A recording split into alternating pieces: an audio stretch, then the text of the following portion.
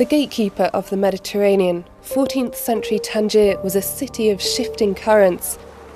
It was undergoing rapid change driven by the growing flow of maritime traffic passing from the Atlantic to the Mediterranean. It was this that determined Tangier's vibrant and cosmopolitan character, and it was here that the young Ibn Battuta called home.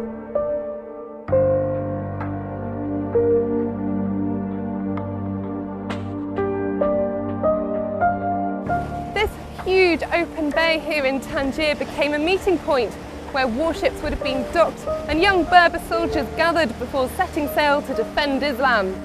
14th century traders would have bustled and bartered in the town's port, and pirates would have sold their plunder in the souks and bazaars. This was Tangier's daily life, and it must have had a huge impact on the young Ibn Battuta.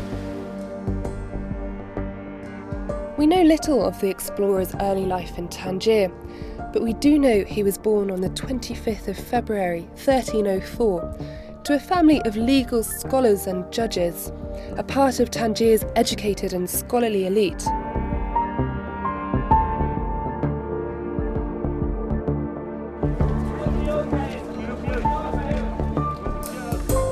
Here in Fez's Medina, you can really get a sense of what life would have been like growing up in 14th century Morocco.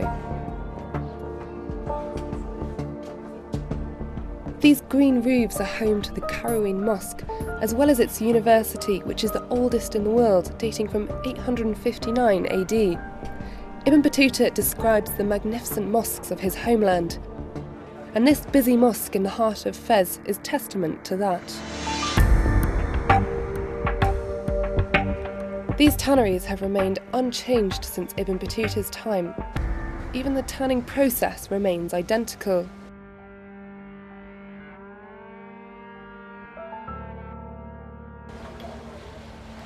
Now, the reason I'm keeping this sprig of mint leaves very close to my nose is because the smell here is absolutely disgusting. And that's because the secret ingredient used to make the leather super soft is in fact pigeon droppings, gallons and gallons of pigeon droppings. And with its winding streets, souks, daily trading and bartering, it's not hard to imagine daily life in the 14th century. This house, built just 10 years after Ibn Battuta was born, was once home to prominent Moroccan families. It now acts as a place of trade and barter. Thousands of tourists come to this house every year to haggle with Fez's carpet sellers.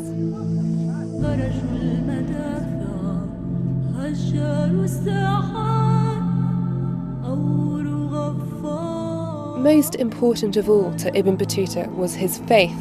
It was here in Tangier that he was introduced to Sufism, the mystical side of Islam. His fascination with Sufi ideas shaped his travels, as he made it his mission to visit the tombs and lodges of Sufi saints and mystics all over the world. Fez resident and Sufi practitioner Fawzi Scali told me about the role of Sufism in the traveller's life. He had some barakah. The barakah is some grace, the spiritual grace. And he felt it very, very strongly.